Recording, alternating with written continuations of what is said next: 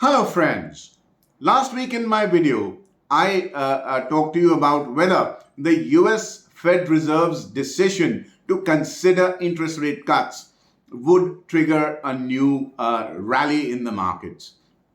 I told you that based on follow-up buying and the bulls showing a little bit more of aggression, and of course, like I mentioned in my Livemint column, which is India's first and only media column to offer statistical inputs to its traders, I said short covering due to expiry would trigger an upside. And sure enough, we saw the markets going up. Now, if at all, the markets need to go up further from here and sustainably further up from here, what do the bulls need to do? In this video, I want to discuss all that. Let's dive right in, and on your screen right now is the weekly market roundup window, and it tells you that yet again it was a broader based Nifty 50 which led the rally from the front, whereas the bank Nifty brought up the rear.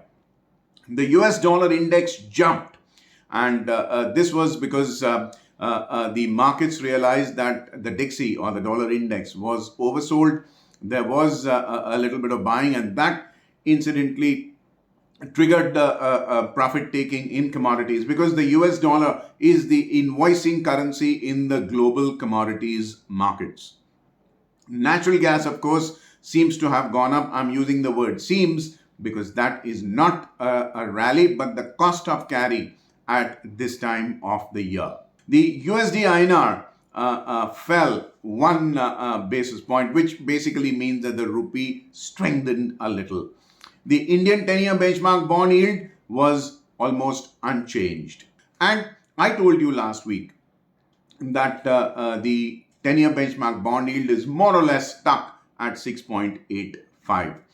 The NSE market capitalization went up a little over, a tad over 1%. That tells you that the rally was somewhat broad-based.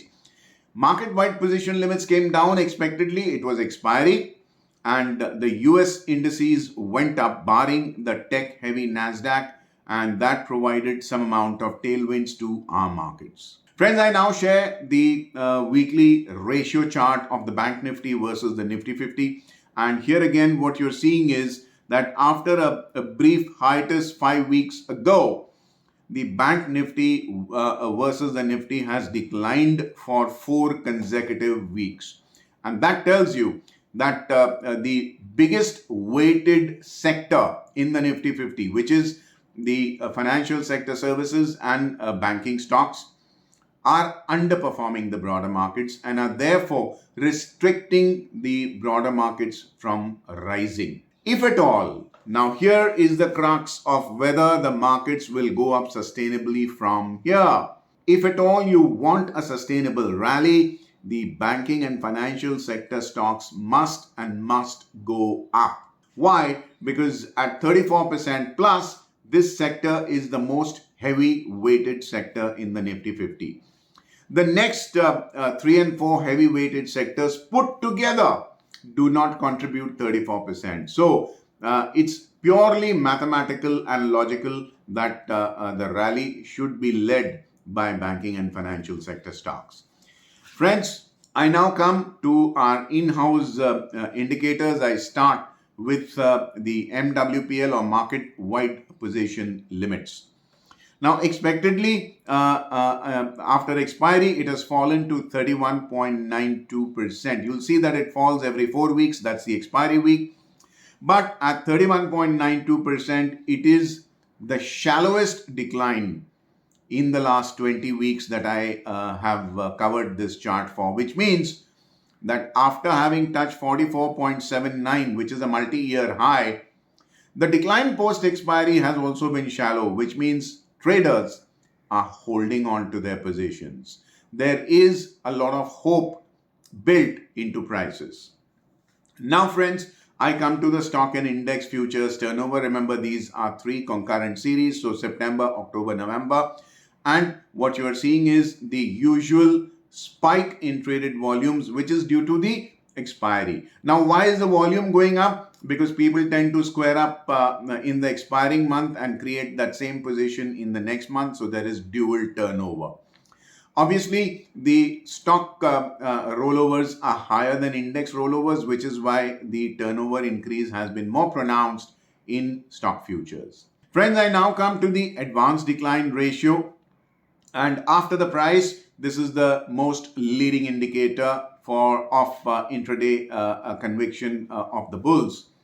What you're seeing is the NSE Nifty 50 clocked somewhat smaller gains at 1.66%, but the advanced decline ratio, and this is an average of all 5 trading days of the week, fell below 1. At 0.98, it tells me that there were 98 gainers for every 100 losers. That's not good. I want this advanced decline ratio to rise substantially and stay above 1. The higher the possible, higher the better, so that follow-up buying is indicated. Friends, I now come to the futures basis of both the indices. Basis is nothing but the premium or discount prevalent to spot. It tells me about the risk appetite and the sentiments prevalent in the market. Here again, the basis is like options premium. The closer you get towards expiry, the smaller is the basis, and on expiry day, it converges with cash or spot. Now, is the Bank Nifty basis at 312 rupees and Nifty 50 basis at 141 rupees sustainable? In a single word, no. I don't think so. I think it'll start easing in the coming week itself. And if it does, it is only routine, and unless the basis goes into inversion, which means the futures trade below spot in negative, I think only then you need to worry about the bullishness. Till then, bulls are still in the driver's seat. Now, friends, I come to our in-house indicator, the impetus. You won't get there anywhere on the internet. So, the impetus clearly indicates that the indices might have gone up last week, but the impetus readings are lower. There was lack of forceful buying in both the indices. More pronounced in the Nifty and less of a decline in the Bank Nifty. But then the Bank Nifty has been rising on lower impetus any which way.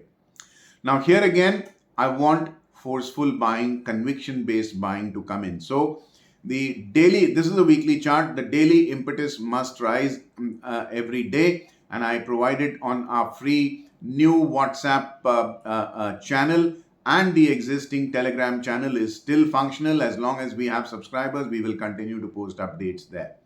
So please do connect with me on my social media accounts. My contact coordinates come at the fag end of this video, and update yourself on a daily basis. Now, friends, I come to the lift weight thrust drag index. You again won't get this anywhere on the internet. It's an exclusive in-house indicator. What it shows is that even though the Nifty 50 may have gained smaller amounts last week, the LWTD indicator is up, which means even if the market was to decline, there is a possibility of somewhat improved buying momentum at declines. And that's not really unexpected. It's a new derivative cycle. September futures have just begun trading in earnest, and therefore there's a likelihood that follow-up buying will come. Remember, this again is a weekly chart. The daily data is available on my social media accounts. Friends, I now come to the bond market, which is the crux of the money markets, because this market finances the asset prices of all other markets. Here again, like I said last week, bond prices seem to be stuck at 6.85%, give or take a little. Now, unless you have the bond yields falling below 6.7, 6.75 odd levels, gilt funds do not make sense. And of course, if at all you were to latch on to the sovereign bond itself, that's advisable only above 7.15. So actually speaking, we are in no man's land. I'm not buying gilt funds yet. And I assure you again that if I do make a move in any direction, either buy sovereign bonds or go in for gilt funds, it will be updated on our WhatsApp and Telegram channels first, foremost, and always. Friends, the bond market's done. I now come to the Bank Nifty. And as you can see from the daily chart on your screen, This index has risen on 3 out of 5 trading sessions. It notched up gains of 0.82% on a weekly basis. All of last week, it saw rallies thanks to gap openings. Now, either there were gap ups or gap downs. That tells you that this was the typical expiry week volatility which was at play. The price is above the month-long moving average, which itself is rising mildly. That tells you that the short-term outlook is positive for now. The overhang of the upper trend line of the bullish wedge still remains. The Bank Nifty is precariously poised there.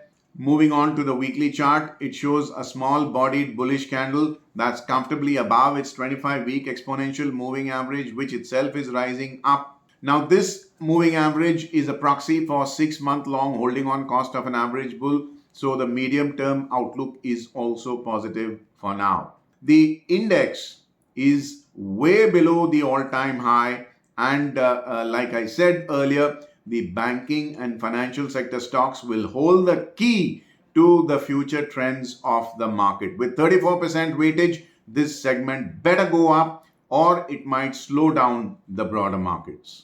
Now friends, in the week before last, this index was number 6 on the most volatile counters list based on statistical beta rankings that I maintain in-house.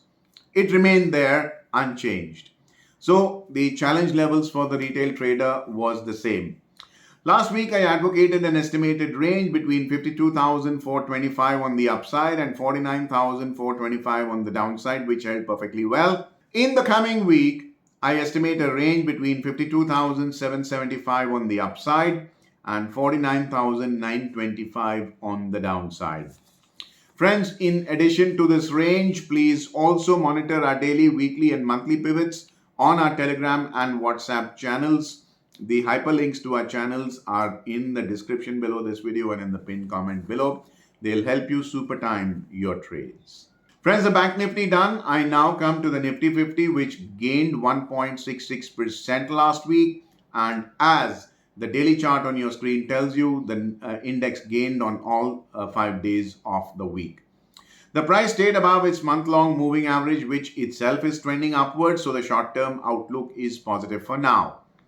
Price, unlike the Bank Nifty, is at an all-time high, so overhead supply from trapped bulls who've bought at higher levels is unlikely to come. Of course, routine post-expiry profit-taking may be seen, and that is a routine kind of activity in the market. Moving on to the weekly chart, it shows a larger bodied bullish candle and logging an all-time high. The price is very comfortably and significantly above its 25-week exponential moving average, which itself is rising up. And there's a big gap between the moving average and the price. That tells you that some amount of consolidation might just come in the future. Now, this average is a proxy for the 6-month long holding on cost of an average investor. So the medium-term outlook is also positive. There's no compulsion or coercion on investors to sell due to losses. Now, it is super critical, I remind you again, that the Bank Nifty stay either positive or even flat, but it should not be negative next week if at all the Nifty is to rise. Reason is very clear, 34% weightage of banking and finance in the Nifty 50. Now friends, last week this index was placed at number 8 on our most volatile counters list in the F&O segment. It remained there last week itself. And that means the challenge level for retail traders remained constant. Last week, I advocated a range between 25,400 on the upside and 24,250 on the downside, which held perfectly well. In the coming week, I estimate a range between 25,800 on the upside and 24,650 on the downside. In addition to these ranges, please do consult our daily, weekly, and monthly pivot points, which are there on our free Telegram and WhatsApp channels. Friends, I now come to the last bit of statistical analysis wherein I gauge the retail risk appetite based on the turnover contribution in the 4 derivative segments in the market. The index futures turnover went up by 4 basis points. It's indicated as a blue line on the weekly chart on your screen. Stock futures turnover contributed 39 basis points more, indicated as a red line. Index options saw the turnover contribution fall by 19 basis points, indicated as a green line. And stock options turnover also fell 24 basis points, indicated as a purple line. Now, friends, it would be very easy for somebody to say, okay, Vijay, the turnover in the high risk, high capital intensive futures segment is up. That too, both index and stocks. So risk appetite is higher. Hey, that's a mistake. Remember, expiry. Double turnover due to squaring up in the expiring month and reinitiating that same exposure in the next month. So it's pure expiry related spike. So net, the risk appetite was basically more or less unchanged and routine as per expiry considerations. Friends, I now come to my trading strategy for the week ahead. First of all, I would want to watch what happens on the first 1 or 1.5 day before going out and taking a fresh call. Why? Because Badla financiers of the olden days are now the option writers of today's day and age. What normally happens is on expiry, prices of the expiring month are pulled up so that the retail guys get enticed into rolling over their long positions.